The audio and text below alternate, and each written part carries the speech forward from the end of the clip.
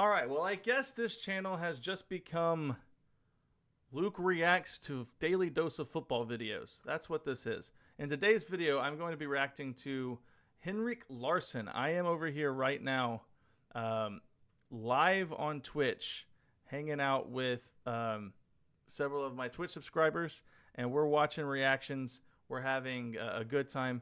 And so in today's video, we're going to check out just how good was Henrik Larsson actually. Let's get into this. 1971, a Cape Verdean man and a Swedish woman had their first son, and since they feared the kid would eventually suffer from racism, as there weren't many black kids in their town, they would decide that he would take the mother's last name, and just like that, a name that would eventually become the pride of Sweden was spoken out for the first time. Henrik Larsson. Henrik would indeed grow amongst the struggles brought upon him by the color of his skin, and eventually... I won't lie to you, when I heard the name Henrik Larsson, I thought the whitest of white guys. So, excuse me for that. Let's watch this. He would, like many others, find comfort in football. By the age of 6, he would join his first youth team, Hagaborg, who despite their lack of notoriety have been deemed by Larsson as one of his most positive influences in his career, claiming they helped not only shape him as a player, but as the man... Y'all give me a second here. 720? Wow, Daily Dose of Football using some very pixelated images. He would become. Despite his talent, by the age of 17, he would still be at the club, playing in the 3rd division while also working 2 jobs and attending school. The following year, he would graduate and start worrying if his football dream would be enough to keep the food on the table. And despite one exciting moment, where he got a trial at Benfica where being coached by Swedish coach Sven-Göran Eriksson, still nothing would spark off of it. But Larsson wouldn't give up that easily. He kept one of his jobs as a fruit packer and kept pursuing the dream in whatever time he had left. But then something happened.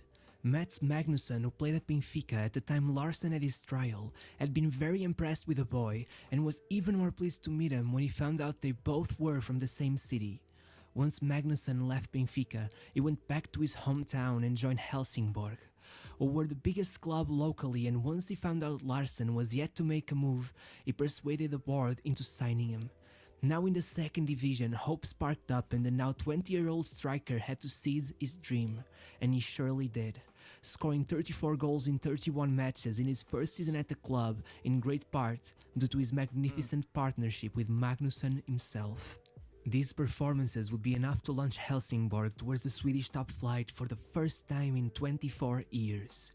Once there, Larsson kept on going, and though the pressure of the top flight took a toll on his numbers, he's still impressed, scoring 16 goals and helping the team hold a modest but still impressive 9th place in the league. At this point, the alarms had been sound throughout Europe, and many were after the 22-year-old. Despite rumors he would move to Swiss club Grasshoppers, it would be Feyenoord who would take him for a mere... There's a club named Grasshoppers? Is that... I want to know more. I want to know more about this club. £300,000. Henrik Larsson was now apparently going straight to the top, and of course that warranted him a place in the Swedish national team, where his impact would be instantaneous, scoring the game-winning goal against Finland that would seal their place in the 1994 World Cup. In his first season for Feyenoord, Larsson struggled, not just on a pitch but in his day-to-day life as well.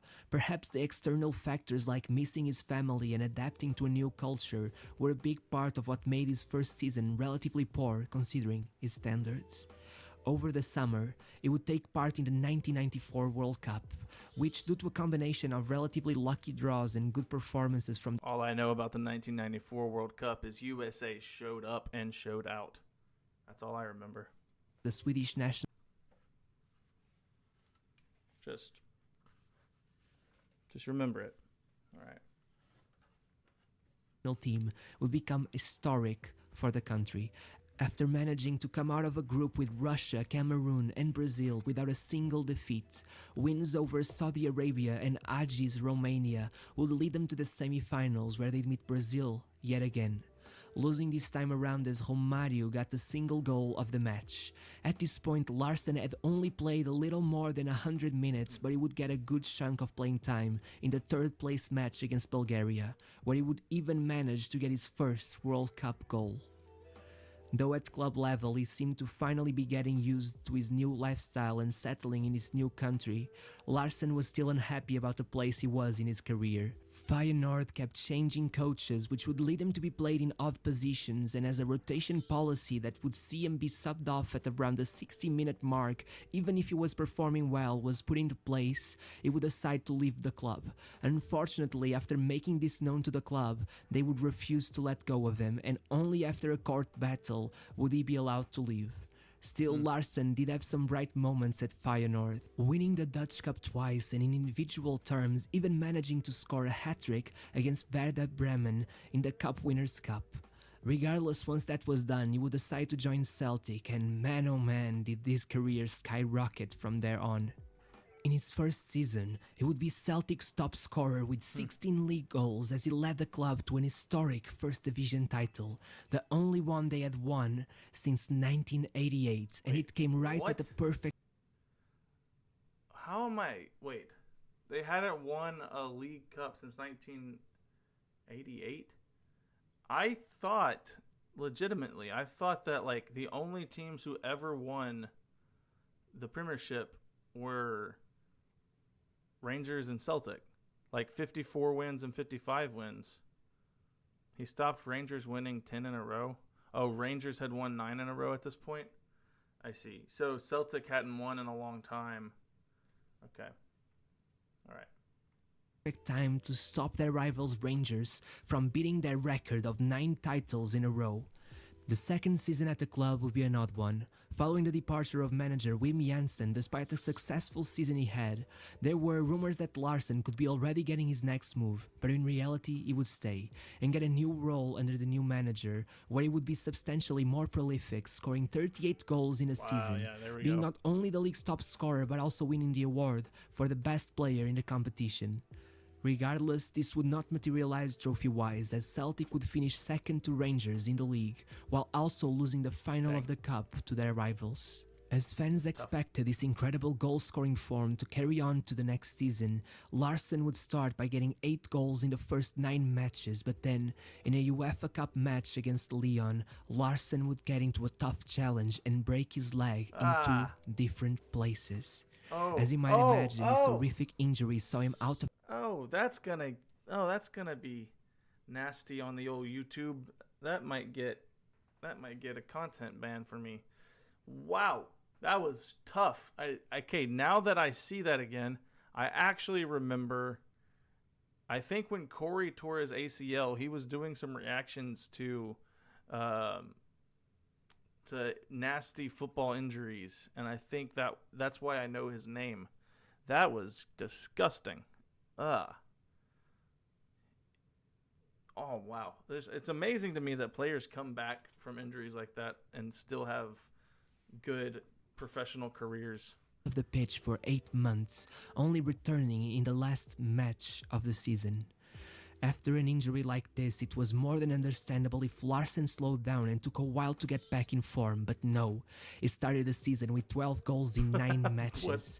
Out of nowhere, it seemed he was in the best form of his life, and Celtic were all in for it, only losing twice all season in domestic competitions as Larsson managed an incredible 54 goals in 50 matches, including 3 hat-tricks and a poker, with the most impressive of all coming in the final of the Scottish Cup, which would be massive help towards Celtic's journey towards their first domestic treble since 1969.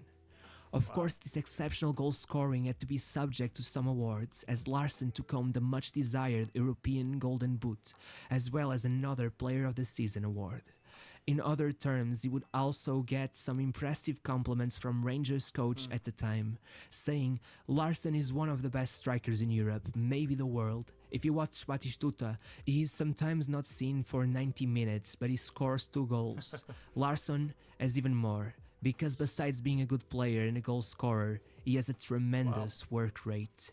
After a season in which Celtic would revalidate their title as Larsson kept firing, it would be the summer that would take the spotlight as Larsson helped Sweden escape the group of death at the 2002 World Cup, getting draws against Argentina and England and a single win against Nigeria as Larsson scored both of Sweden's copyrights. goals. Even World though Cup this qualification to the knockout stage Those World Cup copyrights are no joke. I know what he's doing here. was notorious for the country, who had not been in the knockout stages of an international tournament since 1994, Sweden went out on the first round against Senegal, and Larsson, now 31 years old, would decide to retire from international football. Despite this disappointing ending to his summer, the following he used season so with much Celtic World would Cup be one footage. of their most iconic together. After not managing to qualify to the Champions League, Celtic would get to participate in the UEFA Cup. In his first match in the competition, Larsson, despite only playing 61 minutes, would get a hat-trick. Though it should be noted the opposition wasn't the strongest. A I gotta say it. Daily Dose Football, fantastic content creator. You should have known you can't use that much World Cup footage. That much FIFA footage that'll get you banned. That'll get you copyright strike. Lithuanian club named FK Suduva. Regardless, in the following round, Celtic would face Blackburn Rovers, with Larsson scoring in both legs to get them through. In the last 16, it would be a goal by Larsson that would make the difference in their matches against Celta de Vigo. The quarterfinals would present perhaps their most renowned opponents, Liverpool. In the first leg, Celtic would get a 1-goal draw as Larsson scored yet again, and finally they would be through, as they managed a 2-0 win at Anfield. Before reaching the final, they faced overachievers Boavista, only beating them by 1 goal as Larsson scored in both legs. In the final, they would face Mourinho's FC Porto, who would go on to win the Champions League the following season. The score sheet was opened as LA got their first goal for Porto, but 2 minutes later Larsson tied the match with a magnificent header, only for Alenishev to put Porto in front 7 minutes later as Larsson would once again clap back and in the space of 3 minutes tie the match with an header once more. Wow. It seemed Larsson would be ever present for Celtic as they went into extra time, but then Balde would get a red card after a wild challenge and Celtic would be against the ropes as LA would eventually give Porto the win through a deflection.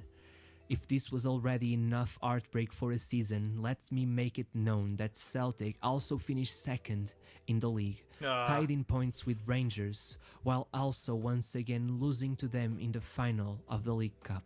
Wow. After one final season at Celtic, It's gotta hurt. It's gotta hurt. getting 41 goals in 58 matches and winning the domestic double, Larsson would decide to come back from retirement and join the Swedish national team once more. This comeback was motivated by the fans who kept asking for his return. I assume one of their main motivations would be to see Larsson pair up with Zlatan Ibrahimovic, who at the time was starting to make waves in European football.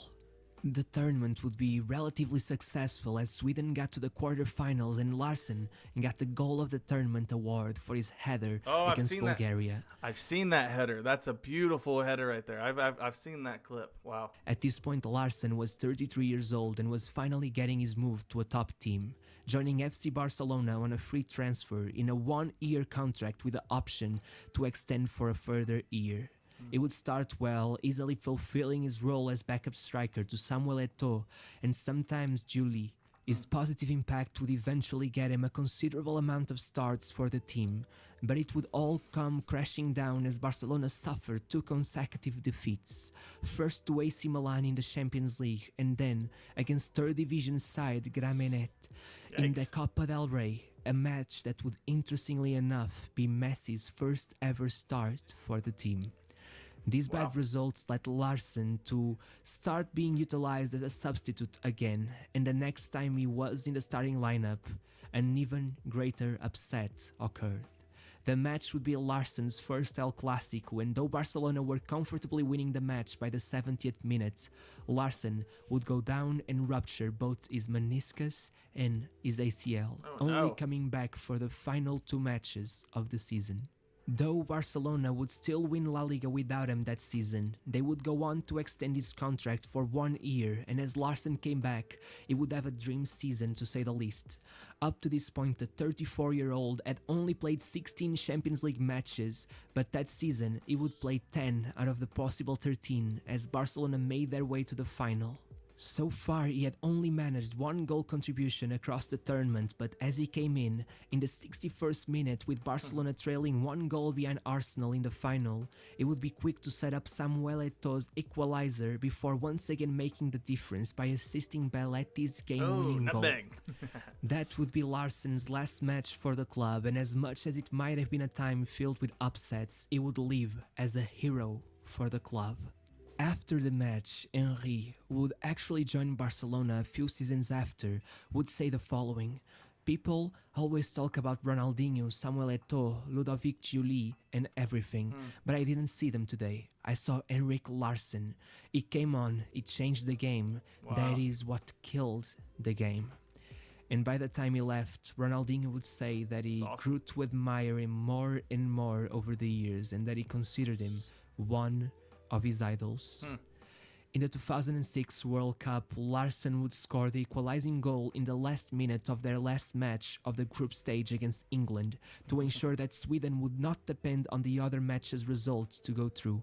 Unfortunately, they would draw Germany in the last 16, and as Larsson missed his penalty, they would be out of the competition as he once again announced his international retirement. At club level, he would go back to Sweden to play for Helsingborg, instantly helping them to win the cup and qualify to the UEFA Cup. But then something quite remarkable happened. Keep in mind we are talking about a 36-year-old player. As I was saying, something remarkable. Luis Saha had gotten injured and Manchester United were looking for a temporary replacement, and that's when Sir Alex Ferguson had the brilliant idea of going for Henrik Larsson, signing him on a short-term loan during the Scottish League's off-season. His 2 months at the club were legendary. Larsson was seen by the young players at the club as a cult figure. Ferguson once wrote that the players seemed in awe of him, a legend of the game in his final years, returning and proving how great he still was. That's awesome. By the end of his time there, he would be a fan favorite as well. As he said goodbye to the team and staff, they would show their appreciation by giving him a standing ovation. That's awesome. When asked about his departure, Ferguson said he was the one player he would do anything to keep. Back at Helsingborg, Larsson would inspire the club through an incredible UEFA Cup campaign, defeating the likes of Galatasaray before falling in their knockout match. So I'm going to go acknowledge some of what the chat is saying here as I'm reacting. So people are saying that can't understand how well Larsson understood the game. He was one of the best at reading the game. So, wow. Okay, so high IQ player. Against PSV, somehow Larsson would be convinced to once again return to the national team to take part in the Euro 2008, though unfortunately he wouldn't manage to help them go any further than the group stage. He would play one more season before finally hanging his boots as he left Helsingborg Stadium to a standing ovation. It is clear that Larsson was the kind of player that would never retire if that was possible. And of course, he would still make a few appearances for minor league teams, including his first team Högaborg, but he never would play consistently again. Larsson was a rare sighting in football, and perhaps that's why it took so long for someone to give him an opportunity. He was a striker that managed to be exceptionally prolific at times without depending on his finishing too much. He was hard-working, composed, and exceptionally intelligent. Marking Larsson was like marking a ghost. One moment he was there, the next he was putting the ball in the back of the net. Despite his unimpressive height, he was impressively strong, and when paired with his blazing speed, he was an exception. I've seen several of those in this video, those headers where he almost looks like he's flying through the air to get onto the ball and heads it in like a bullet. Those are fun to watch. Sight to behold. But this does not mean he wasn't a great finisher. He worked towards becoming nearly ambidextrous despite being naturally right-footed, and was incredibly accurate with his head to make up for his height. It is more than impressive how Larsson took all parts of his game he could improve and just pushed them to his max to make himself an all-time great. Now we should get into the ranking system. Wow. Once again, this is a player that, as much as he diver as became well. a sort of cult In a hero, different it way. took too long to make the jump into the top level, and once there, it seemed it was too late to make as much of an impact as perhaps he should. So once again, as much as it might seem tough, bear with me here. First, finishing. Nearly 500 career goals is certainly impressive, but it has to be noted that he never managed more than 14 in a season while playing in one of the top 5 leagues, so he can only get a 9 out of 10. When it comes to positioning, it was also incredible. I just love how he managed to mix both exceptional dribbling with a natural eye for goal. It's a 9 out of 10. 9 out of 10. Then speed and physicality. I think I've explained this part already. It's a 9. And see, I have no basis on which I can give my own ranking. So in the comment section under this video, let me know how accurate you find these rankings. If you rank it on a different scale, like I said, I have nothing to go off of, and it seems like he is basing this on a personal preference scale, but Out of 10. First touch and ball control goes in the same lane as positioning. He mixed both so well, I have to give him a 9 out of 10. Lastly, mentality. I admire his strength to keep pursuing his dream even when it seemed he was doomed to fail, and I love how he refused to let go of football. It's an 8 out of 10. 8 out of 10. When it comes to longevity and adaptability, he definitely seemed to adapt well. I think he just needed a bit of time to test the waters everywhere he went. But in terms of longevity, he ended up only playing 3 seasons at the biggest stage, and even though he did play until very late, it's only a 7 out of 10. Now flair, it was so silky smooth on the ball, what a pleasure to watch, a 9 out of 10. Now for the worst part of his career, the trophy cabinet. As much as it's understandable why he stayed there, a Scottish Premier League just doesn't have the same meaning to football fans around the world as a La Liga or Serie A trophy. And if you keep that in mind, it's easy to see how his trophy cabinet failed to impress.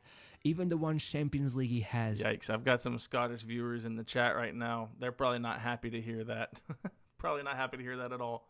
Though he did contribute immensely in the final, the same can't be said for the rest of the tournament, so it's only a 5 out of 10. Finally, the icon factor, and well, is a name everyone knows, but that can easily go by unnoticed sometimes, and it's clear why. He just needed more time at the top. Regardless, it's a 7 out of 10. This totals out to 72 out of 90, putting him level with players like Van Nistelrooy, which is interesting to me. They're two very different players in nearly every aspect of the game, but I guess in a way they did. So he's got him here with Xabi Alonso, Nistelrooy, Henrik Larsson, Lampard. These are good names. I don't know. The video seemed to make him out to be better than this, but like higher up here. But I guess this is such a I guess arbitrary ranking because it's just based on his preferences on each category. But that's where he has him ranked in his list of great players. Did complement each other, so I guess it makes sense. Also, don't forget to vote in the description for how good you think Larsson was. Remember, your vote. All right, so yeah, this was a fantastic video. Once again, I've been reacting to Daily Dose of Football. He just has video after video on all the great players, and I need to learn about all the great players, and so it's classic for me to react to Daily Dose of Football. If you enjoyed this video, go ahead, smash like on it. You can check the link in the description down below. You'll see that I'm here live on Twitch. You can check out the Twitch streams, and we have a lot of fun over here. We do watch-alongs for major tournament games, as well as I play a little Football Manager. Might play a little FIFA, FC, whatever it's called now. All right, I'll see you guys in the next video.